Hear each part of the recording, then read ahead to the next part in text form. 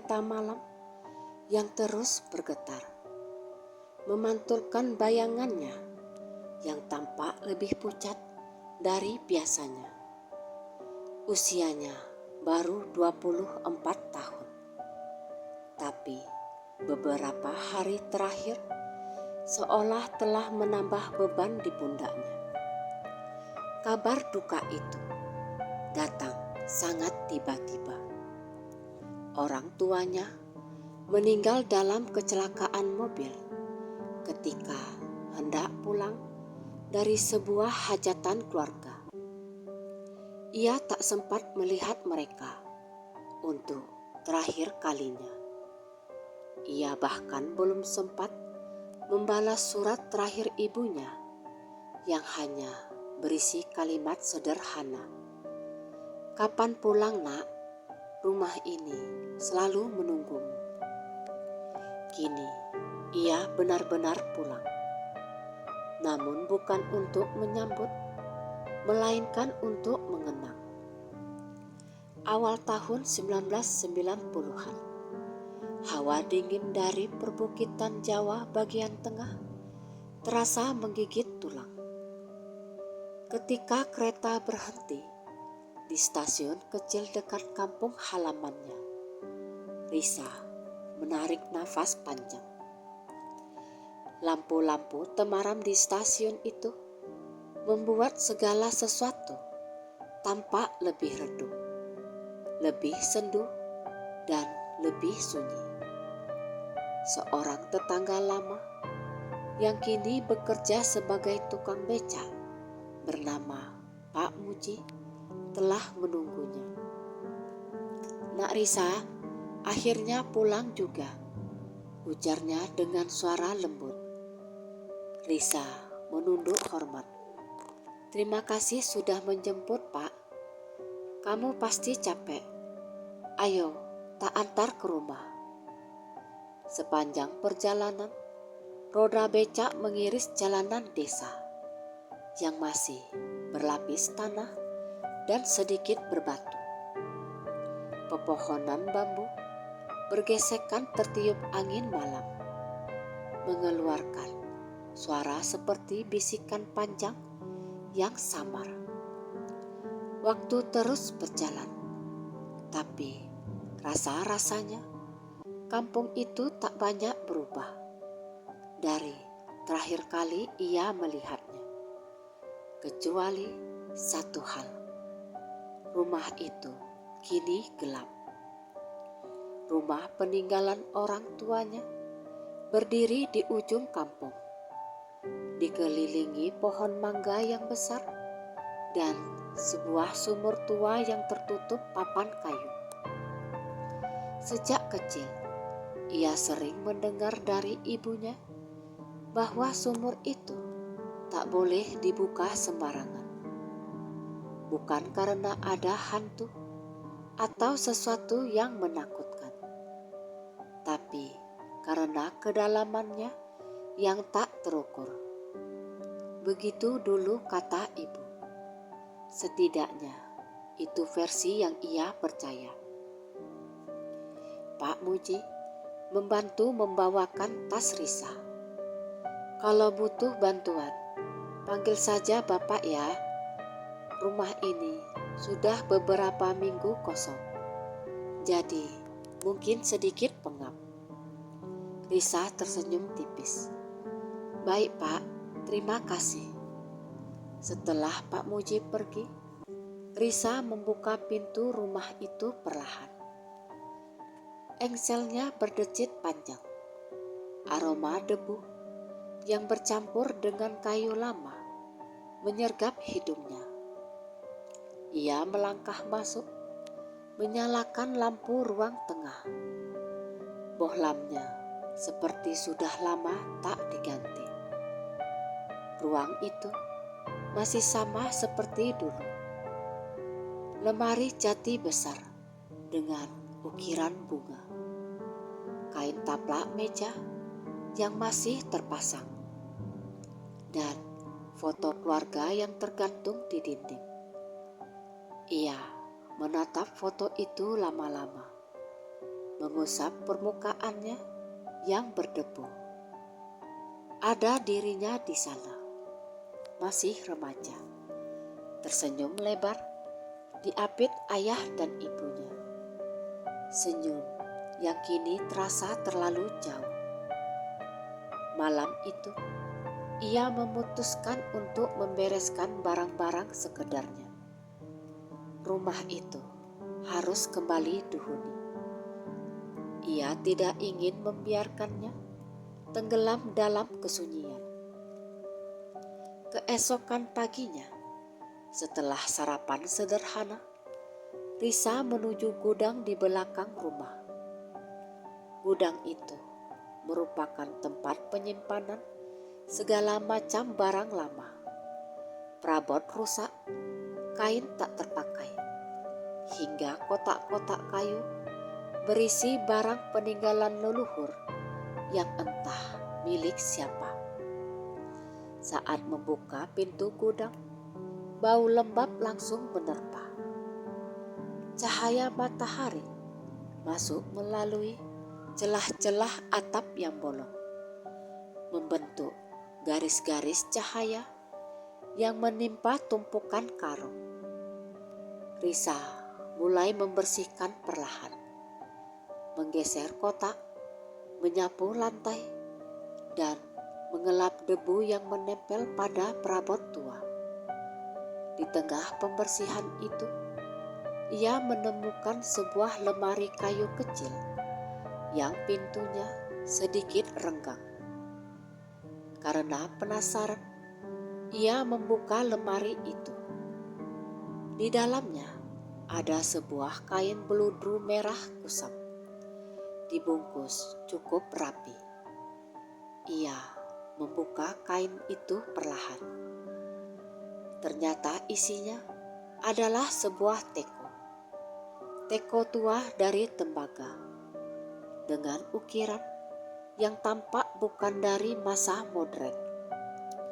Ukirannya membentuk pola melingkar, seperti sulur tanaman, dengan beberapa huruf asing yang tak pernah ia lihat sebelumnya.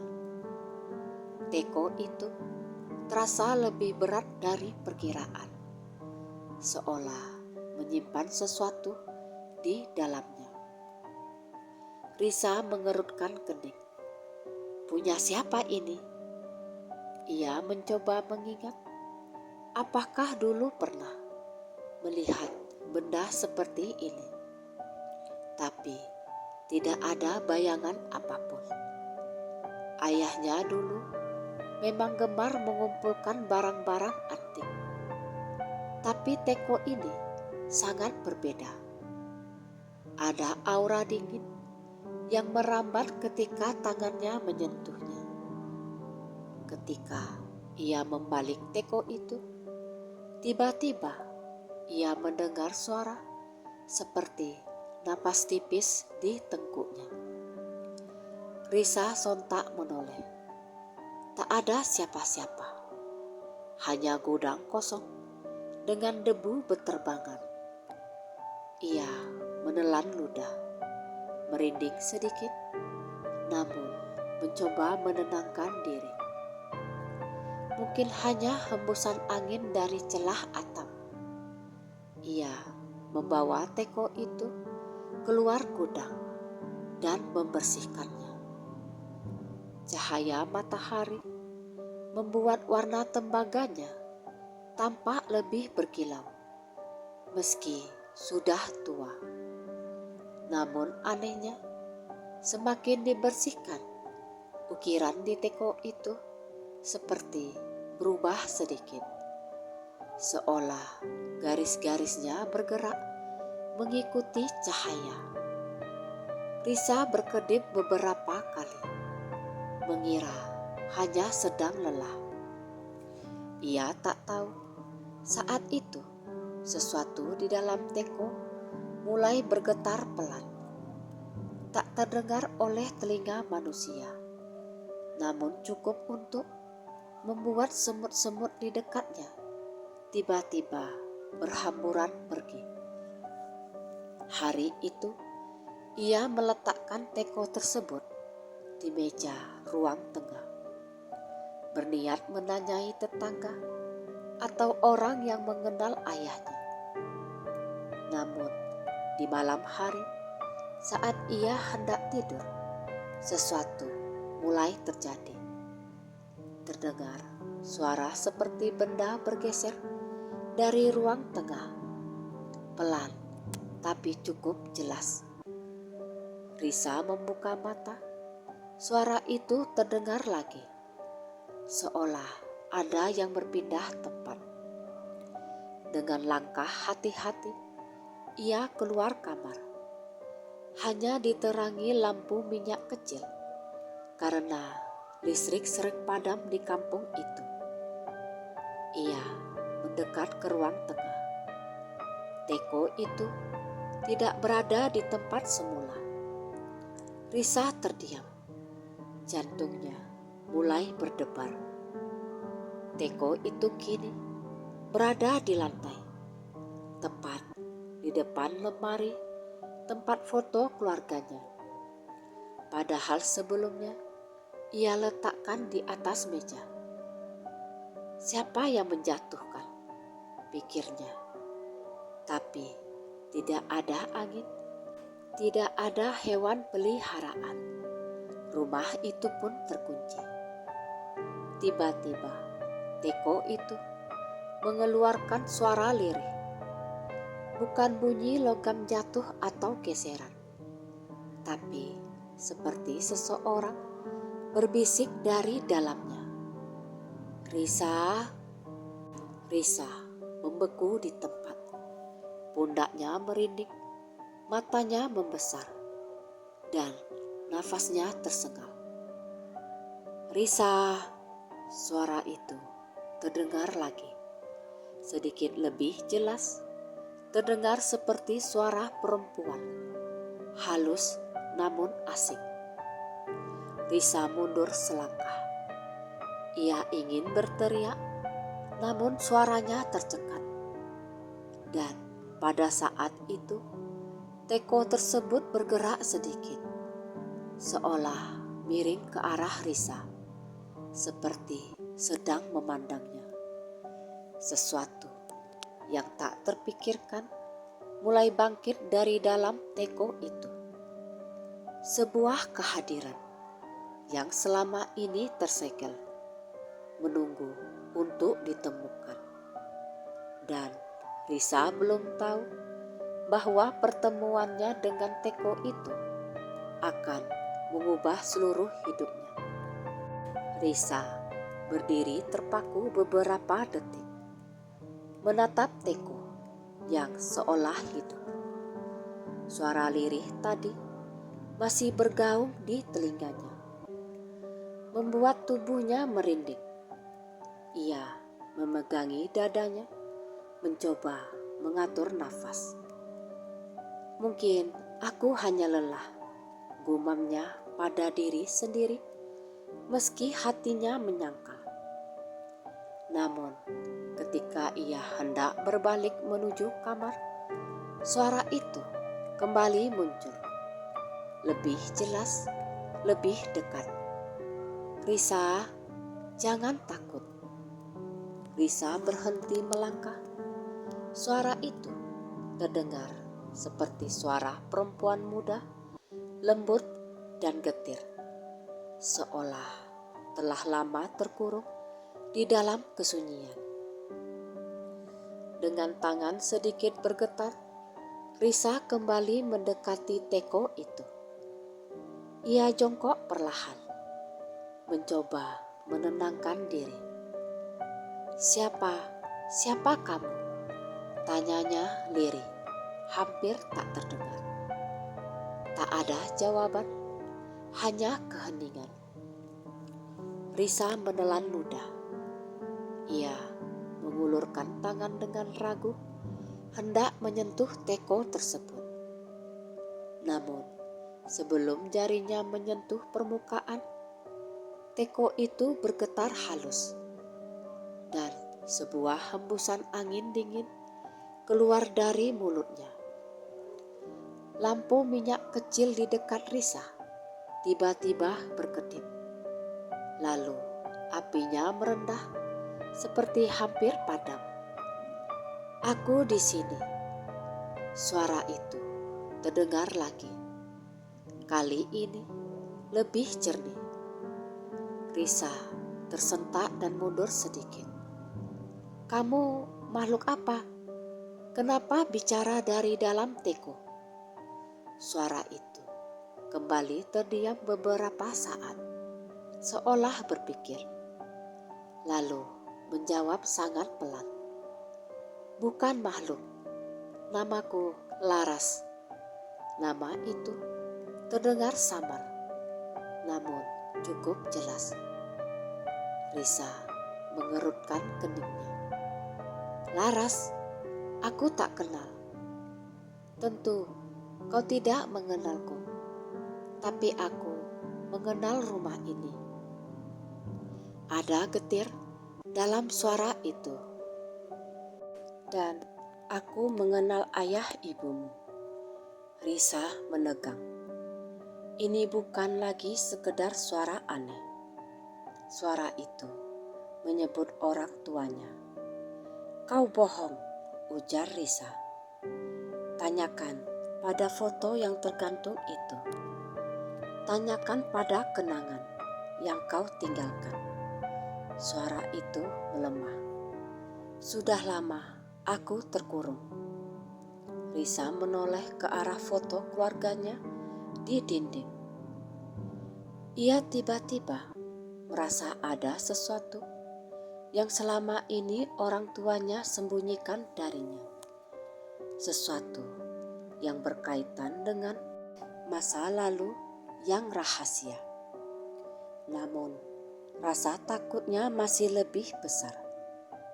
Ia berdiri menjauh dari teko itu. Aku tidak mau mendengarmu malam ini." Ia berlari kembali ke kamar, mengunci pintu, dan menarik selimut menutup seluruh tubuhnya. Meskipun begitu, suara tipis seperti desah angin terus terdengar dari ruang tengah, seolah memanggilnya. Dan itu berlangsung hingga ia tertidur karena kelelahan. Keesokan paginya, matahari menembus jendela kamar, memberikan kehangatan yang seharusnya menenangkan. Namun, ketika Risa bangun, hal pertama yang terlintas di benaknya adalah suara dari malam tadi. "Aku harus bertanya pada seseorang." Ia keluar kamar dengan ragu. Di ruang tengah, teko itu masih berada di lantai. Diam, tak bergerak, tak bersuara. Risa mengambil nafas panjang, lalu menyentuhnya perlahan. Kini tak ada reaksi apapun, seolah semua kejadian tadi malam hanya mimpi buruk yang terlalu nyata. Namun, begitu ia membalik teko, ia menemukan sesuatu yang membuat hatinya mencelos. Ada huruf-huruf kecil yang kini tampak lebih jelas di bagian bawahnya, seperti tulisan Jawa kuno atau aksara yang sudah lama punah. Ia tidak bisa membacanya. "Aku harus bertanya pada orang yang lebih paham." Yang terlintas di benaknya hanyalah satu nama, Mbah Prawiro, sesepuh desa yang dulu sangat dihormati. Ia dikenal menyimpan banyak pengetahuan tentang benda-benda kuno dan sejarah leluhur. Risa memasukkan teko itu ke dalam tas kain dan berjalan menuju rumah Mbah Prawiro yang terletak agak jauh dari keramaian desa. Sepanjang jalan, beberapa tetangga menyapa dengan sopan, memberi ucapan belasungkawa, namun Risa hanya menjawab seadanya. Ia terlalu sibuk memikirkan suara yang ia dengar dari teko. Rumah Mbah Prawiro berada dekat aliran sungai kecil, dikelilingi pohon jambu dan kelapa yang menjulang. Ketika ia mengetuk pintu kayu, suara laki-laki tua namun masih kuat terdengar dari dalam. "Monggo, masuk Risa." Risa terkejut. Ia belum sempat memperkenalkan dirinya. Begitu ia masuk, Mbah Prawiro tersenyum kecil. "Sudah kuduga, cepat atau lambat kamu akan datang." Risa duduk perlahan. "Mbah, saya menemukan sesuatu di rumah." "Sebuah teko bukan?" potong Mbah Prawiro dengan tenang. Risa membelalakkan mata. "Loh, kok Mbah tahu?" Mbah Prawiro menarik nafas panjang, seakan telah lama menunggu momen ini. "Teko itu pernah menjadi urusan besar di desa ini, Risa. Dan keluargamu punya hubungan langsung dengannya." "Hubungan apa, Mbah?" Mbah Prawiro meraih tongkatnya dan berdiri. "Sebelum itu, keluarkan tekonya." Risa membuka tas dan meletakkan teko tersebut di atas meja kayu kecil. Cahaya dari celah jendela mengenai permukaannya, membuat ukirannya tampak semakin jelas. Mbah Prawiro menatapnya lama. Benar, masih utuh, tidak retak, tidak hilang sedikit pun. Risa menunggu dengan gelisah. "Mbah, apa sebenarnya ini?"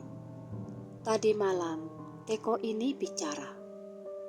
Mbah Prawiro tidak tampak terkejut.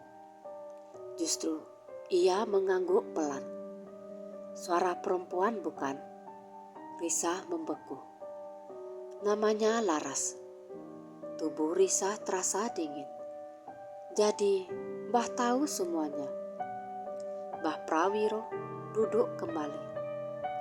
"Aku tahu sebagian, tapi yang tahu seluruhnya adalah orang tuamu. Teko itu bukan sekedar benda antik. Di dalamnya ada arwah yang tertahan. Arwah perempuan muda bernama Laras. Ia tak jahat, tapi ia terikat oleh seseorang pada masa lalu." Risa merasakan bulu kuduknya meremang. Kata-kata itu terasa berat, seakan membuka sebuah pintu yang selama ini terkunci rapat.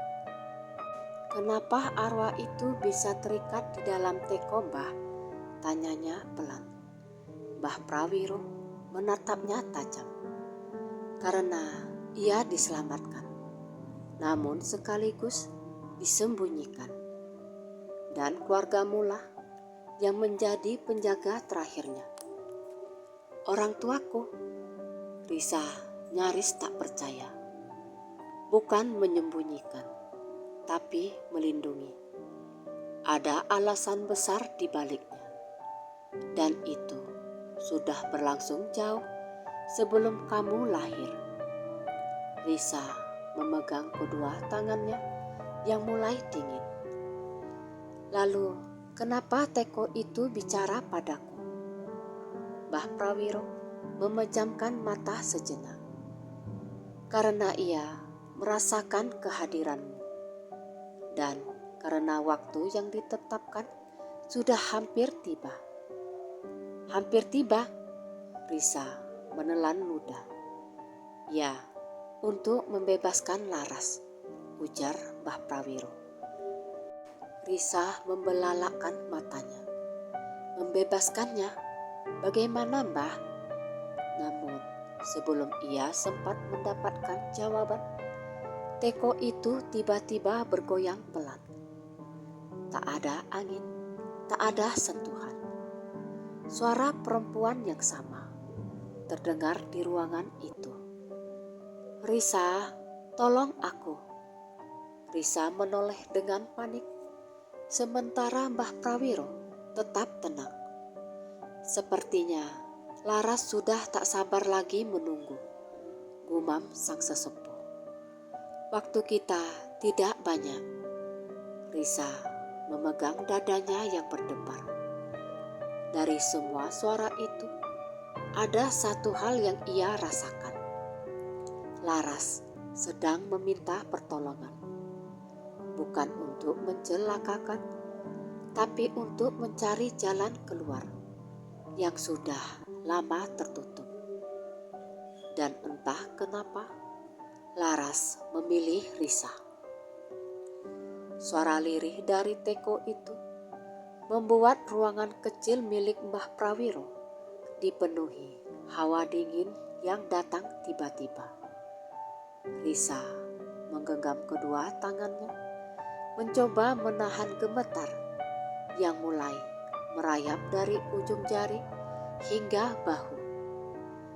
Mbah Prawiro menggeser teko itu sedikit ke tengah meja, lalu menaburkan sejumput garam dan bunga kenanga di sekelilingnya. Gerakannya tenang, seperti sudah pernah melakukannya. Risa memperhatikan dengan bingung.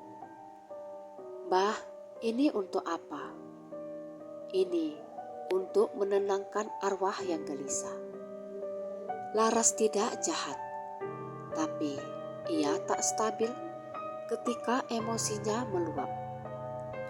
Teko itu bergoyang sedikit, seolah membenarkan. "Maaf, aku tak bermaksud jahat, tapi aku sudah menunggu terlalu lama." Risa menelan ludah. Aku ingin bantu kalau bisa, tapi aku tak tahu apa-apa." Ruangan sunyi. Sedetik, 2 detik, lalu suara lembut itu terdengar lagi, seperti seseorang yang bercerita sambil menahan tangis. "Namaku Laras Ayu Prabandari. Aku dulu tinggal di desa ini lebih dari 30 tahun lalu. Aku dibunuh." Risa langsung menutup mulutnya. Ia terkejut. "Dibunuh?" Teko itu bergetar halus. "Malam itu aku tak pulang. Aku ditemukan di dekat sungai, tapi yang ditemukan hanya jasadku. Arwahku tak tenang, dan seseorang memasukkan arwahku ke dalam teko. Bukan untuk mencelakaiku, tapi agar aku tak diganggu oleh mereka yang mencariku." Risa merinding. "Mereka siapa?" Kali ini suara Laras melemah. "Orang-orang yang ingin aku diam selamanya, karena aku pernah melihat sesuatu yang tak seharusnya kulihat." Mbah Prawiro menambahkan, peristiwa meninggalnya Laras dulu memang penuh kejanggalan, Nak Risa. Tapi keluarganya pergi dari desa ini sejak saat itu, dan rahasianya ikut terkubur. Risa mencoba memahami semua ini. "Lalu apa hubungannya dengan keluargaku, Mbah? Kenapa arwah Laras dititipkan di rumahku?" Mbah Prawiro melihat Risa dalam-dalam. "Ayahmu adalah orang terakhir yang menemukan teko itu, dan ia bersumpah untuk menjaganya sampai waktunya tiba untuk membebaskan Laras." Risa menghembuskan nafas panjang. Hatinya tercekat. Ia teringat ketika ayahnya selalu bilang, "Ada hal-hal yang baru bisa kamu pahami ketika kamu sudah siap, Nduk." Mungkin ini salah satunya. "Lalu, bagaimana cara membebaskannya, Mbah?" tanya Risa. Mbah Prawiro berdiri, berjalan pelan menuju rak kayu tua di sudut ruangan. Ia mengambil sebuah buku lusuh dengan sampul kulit yang tampak sudah sering dibuka. Ketika dibawa ke meja, suara halaman yang rapuh terdengar seperti bisikan masa lalu. "Ini adalah catatan leluhurku," ujar Mbah Prawiro sambil membuka halaman demi halaman. "Ada ritual kuno yang disebut pamalaran. Ritual ini bisa membuka segel yang menahan arwah." Risa mencondongkan tubuhnya. "Apa ritual itu berbahaya?" "Tidak bagi manusia," jawab Mbah Prawiro. "Tapi bagi arwah sangatlah berat. Hanya arwah yang benar-benar ingin bebas dan tidak memiliki niat jahat yang bisa melewatinya." Suara Laras terdengar pelan. "Aku ingin bebas, tapi aku takut." "Takut kenapa?" tanya Risa. "Karena jika ritual gagal, aku akan lenyap selamanya. Tak ada kesempatan kedua. Tak ada dunia lain untuk kutuju." Risa terdiam. Matanya memanas. Ia tidak mengenal Laras. Namun, mendengar suara itu saja sudah cukup untuk membuatnya merasakan betapa lama Laras menanggung kesepian. Mbah Prawiro melanjutkan membolak-balik halaman. "Ritual ini hanya bisa dilakukan pada malam tertentu, yaitu malam ketika bulan berada tepat di tengah langit, malam bulan purnama tinggi. Dan kebetulan malam itu adalah 2 hari lagi." Risa menghela nafas panjang. "Kalau begitu, aku harus bersiap." Namun, sebelum mereka membicarakan lebih jauh, tiba-tiba terdengar ketukan cepat di pintu rumah Mbah Prawiro. Cukup keras, seolah orang di luar sangat tergesa-gesa. Mbah Prawiro menatap Risa sekilas lalu berdiri. "Siapa itu?" Ia membuka pintu. Ternyata yang berdiri di luar adalah seorang perempuan muda berambut pendek, membawa bakul sayur. Wajahnya pucat dan nafasnya tersengal. Dia bernama Wulan, yang tinggal di ujung kampung. "Mbah, ada yang aneh di rumah Mbak Risa." Risa berdiri cepat. "Rumahku? Ada apa?" Wulan menelan ludah. "Aku tadi lewat dan melihat pintu gudang belakangmu terbuka sendiri. Lalu aku dengar suara seperti orang menangis." Risa merinding. "Menangis?" Wulan mengangguk cepat. "Ya, tapi pas aku panggil, suaranya hilang. Aku takut, jadi aku langsung lari kemari." Mbah Prawiro tampak gelisah untuk pertama kalinya. "Ini buruk." Arwah lain mulai bereaksi. Keberadaan teko itu terdeteksi. Risa menegang. "Arwah lain? Maksudnya bukan hanya Laras, Mbah?" Mbah Prawiro menatapnya serius. "Arwah Laras terikat oleh kutukan lama. Dan kutukan itu tidak hanya melibatkan dirinya, tapi juga mereka dulu yang menyebabkan kematiannya. Teko itu bergetar pelan, seperti merespon ucapan tersebut. Maaf Risa, mereka mungkin datang mencariku atau mencarimu. Risa merasa nafasnya tercekat. Di dalam hatinya ada rasa takut, namun ada juga dorongan kuat untuk melindungi Laras. Kalau begitu, katanya sambil mengepalkan tangan, aku harus cepat memahami ritual itu. Apapun yang terjadi, Laras tak boleh jatuh ke tangan mereka. Mbah Prawiro mengangguk. Kita mulai malam ini. Sudah tak ada waktu. Tiba-tiba, teko itu bergetar makin kuat.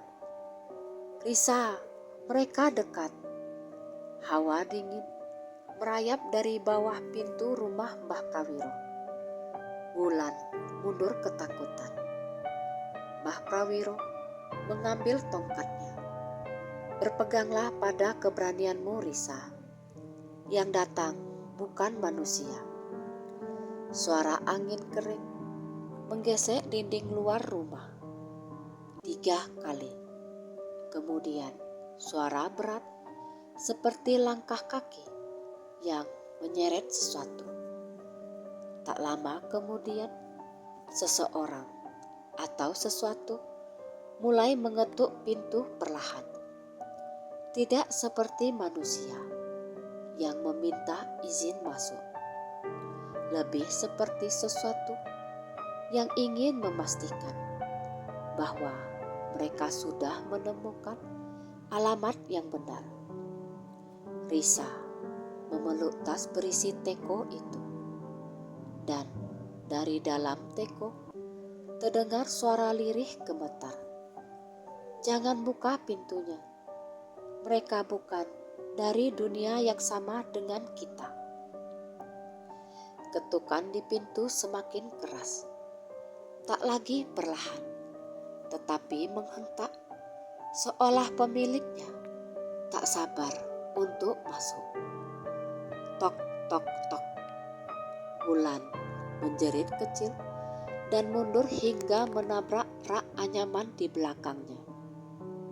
Risa menggenggam teko erat-erat, merasakan tubuhnya ikut gemetar. Sementara itu, Mbah Prawiro berdiri di depan pintu, menggenggam tongkat kayunya, seperti seorang penjaga terakhir benteng yang hampir runtuh. Nak Risa, apapun yang terjadi, jangan mendekat, ujar Mbah Prawiro. Risa menggigit bibirnya. Di dalam teko, suara Laras kembali berbisik. Mereka datang mengejarku karena kebenaran hampir terbuka. Apa yang mereka mau darimu Laras? Tanya Risa, suaranya bergetar. Mbah Prawiro memejamkan mata sesaat. Mereka adalah sisa-sisa arwah gelap yang dulu digunakan oleh seseorang. Lelaki yang menjadi penyebab kematian Laras. Ia seorang penganut ilmu hitam yang telah lama tiada. Tapi arwah-arwah pelayannya masih gentayangan. Ketukan itu berubah menjadi hantaman. Pintu bergetar kuat. Wulan hampir terjatuh. Namun Risa memapahnya. Risa, Laras berbisik lagi. Jangan biarkan mereka membuka pintu itu. Risa mengangguk kecil. Namun sesuatu yang tak terduga terjadi. Ketika hantaman ketiga mengguncang pintu, hawa dingin menyeruak masuk dari sela-sela kayunya. Berubah menjadi kabut tipis yang menyelusup ke dalam rumah. Risa dan Wulan mengibaskan tangan, mencoba menghalau. Tapi kabut itu justru mengarah ke arah teko yang ada di dalam dekapan Risa.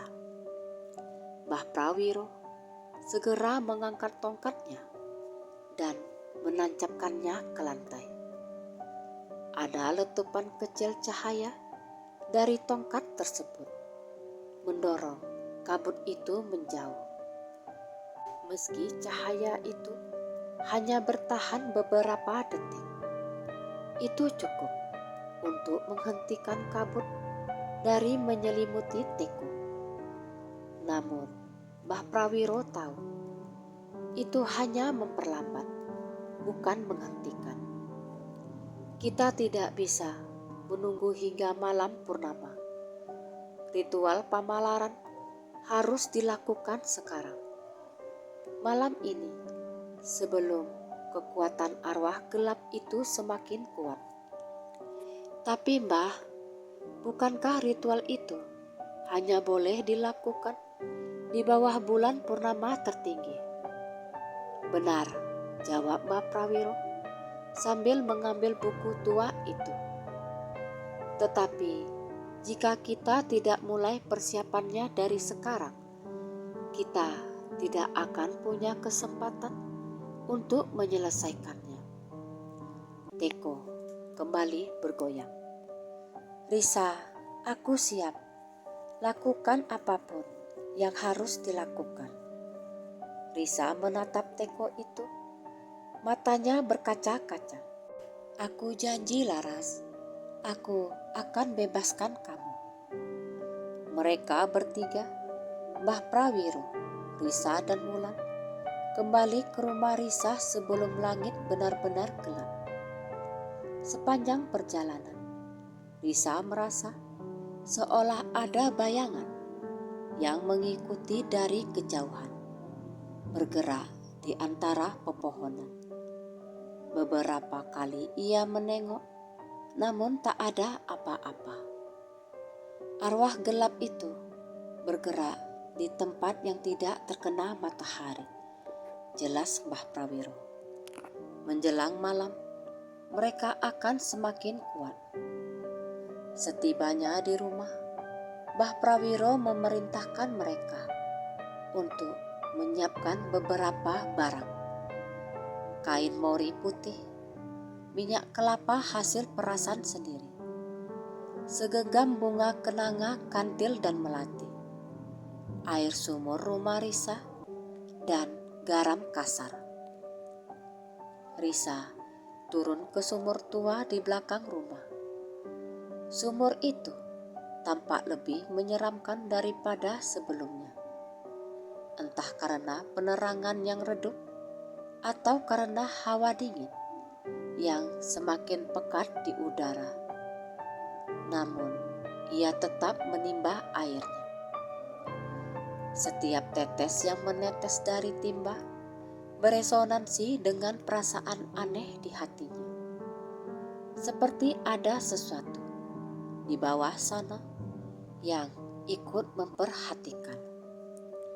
Ia kembali ke ruang tengah dengan timba penuh. Mbah Prawiro mengatur semuanya di atas tikar. Teko Laras ditempatkan di tengah-tengah, tepat di atas kain mori putih. Risa, kau harus duduk di sini, kata Mbah Prawiro, menunjukkan posisi berhadapan langsung dengan Teko. Hanya kau yang bisa menjadi medianya, karena Laras telah memilihmu. Risa menelan ludah. Apa yang akan terjadi padaku, Mbah? Mbah Prawiro menatapnya lembut namun tegas. Kau akan melihat kilasan masa lalu, Laras. Kau harus kuat. Jika kau ragu, arwah gelap itu akan masuk. Risa mengangguk. Wulan duduk di sisi lain, memegang mangkuk berisi garam. Wajahnya pucat, namun ia tetap bertahan. Aku gak akan lari, Mbak. Risa tersenyum lemah. Terima kasih ya, Lan. Mbah Prawiro menutup pintu dan jendela, lalu menyalakan dupa. Asap mengepul, membawa aroma cendana dan kenanga yang pekat. Hawa dingin semakin terasa, seolah ruangan itu berubah menjadi dunia lain. Ketika mantra mulai dilantunkan, Risa memejamkan mata.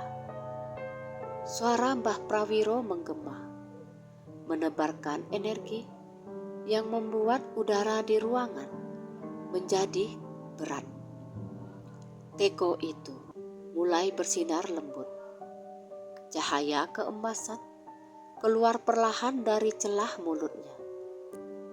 Tiba-tiba Risa merasakan tarikan kuat dari dalam tubuhnya, dan ia seperti terlempar ke dalam ruang gelap. Ketika membuka mata, ia tak lagi berada di rumahnya. Ia berdiri di pinggir sungai, di bawah langit yang tampak lebih tua. Suara serangga malam memenuhi udara. Lalu ada sosok perempuan muncul di sisi sungai, berambut panjang, mengenakan kebaya sederhana berwarna biru. Wajahnya manis, namun matanya tampak gelisah. Risa langsung menduga, Laras. Perempuan itu berbalik perlahan. Namun sebelum ia sempat bicara, suara langkah berat terdengar dari belakang. Seorang lelaki tinggi, bermata tajam seperti binatang buas, muncul dari balik pepohonan. Aura gelap menguar dari tubuhnya. Kau melihatku waktu itu, Laras. Suara lelaki itu kasar dan dingin. Dan kau melihat apa yang seharusnya tak kau lihat. Laras mundur ketakutan. Aku sumpah, aku gak akan bilang pada siapapun. Sudah terlambat. Lelaki itu mengangkat tangannya. Bayangan hitam pekat muncul dari tanah di sekelilingnya. Risa ingin berteriak, ingin berlari, menghampiri Laras. Namun ia sadar, ia hanyalah saksi masa lalu dan tak bisa mengubah apapun. Bayangan itu menggulung Laras, membuatnya terjatuh. Laras menangis pilu sambil meminta tolong. Lelaki itu menatapnya dengan dingin. Arwahmu akan kubuat beku, tak bisa tenang, tak bisa kembali. Ia melepaskan mantra gelap ke tubuh Laras. Dan sebelum semuanya menjadi benar-benar gelap, seseorang muncul. Lelaki parubaya yang Risa kenali, meski usianya jauh lebih muda, yaitu ayahnya sendiri. Aku tidak akan biarkanmu mencelakakan gadis ini, teriaknya sambil menepis bayangan itu. Namun ia terlambat. Mantra itu sudah mematikan tubuh Laras. Ayah Risa memeluk tubuh Laras yang tak bernyawa. Maafkan aku, datang terlambat. Lelaki berilmu hitam itu menghilang ke dalam kabut pekat. Ayah Risa menatap teko tembaga kecil yang ia bawa. Kalau jasadmu tak bisa kuselamatkan, biarlah arwahmu tidak dikejar oleh kegelapan.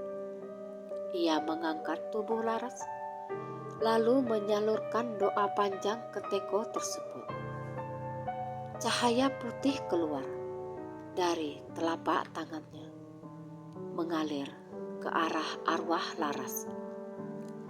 Arwah Laras menangis, namun mengangguk, menerima perlindungan itu. Lalu semuanya menjadi gelap. Risa terbangun dengan nafas terengah, kembali ke ruang tengah rumahnya. Cahaya dari teko kini semakin kuat. Wulan terlihat ketakutan, sedangkan Mbah Prawiro terus melantunkan mantra tanpa berhenti.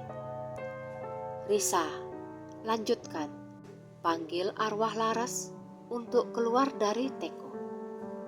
Risa mengulurkan tangan mendekat ke cahaya itu. Laras, ayolah, kamu sudah lihat semuanya. Kamu sudah bebas. Cahaya itu pecah seperti kelopak bunga.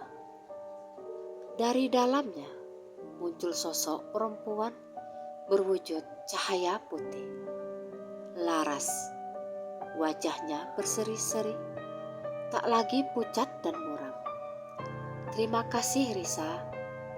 Namun kabut hitam menyusup dari pojok ruangan, berubah menjadi bayang-bayang yang bergerak liar. Mbah Prawiro mengangkat tongkatnya. Wulan, garam. Wulan menaburkan garam ke arah kabut itu. Kabut hitam itu mengerang seperti makhluk yang terluka. Risa memegang tangan arwah Laras. Ayo, keluarlah, masuk ke lingkar Mori. Laras mengikuti, berdiri di tengah lingkaran kain putih. Mbah Prawiro mengucapkan mantra terakhir. Pamalaran, pamungkas angkara murka. Wahai para leluhur, bukalah jalan terang. Cahaya putih menyelimuti Laras. Bayangan hitam menjerit, lalu lenyap. Semuanya berakhir dalam satu ledakan cahaya lembut yang membuat seluruh ruangan terasa hangat. Ketika cahaya itu mereda, Laras berdiri di sana dalam wujud yang lebih nyata dan tak lagi samar. Risa, aku bebas. Aku ikut senang Laras. Kamu pantas mendapat kedamaian. Laras menunduk hormat kepada Mbah Prawiro, lalu menatap Risa untuk terakhir kalinya.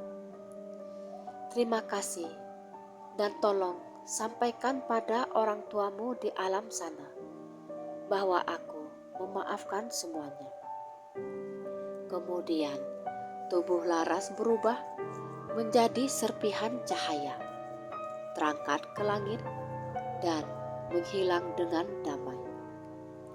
Pagi berikutnya, suasana di rumah Risa berubah. Tak ada lagi hawa dingin atau bayangan aneh.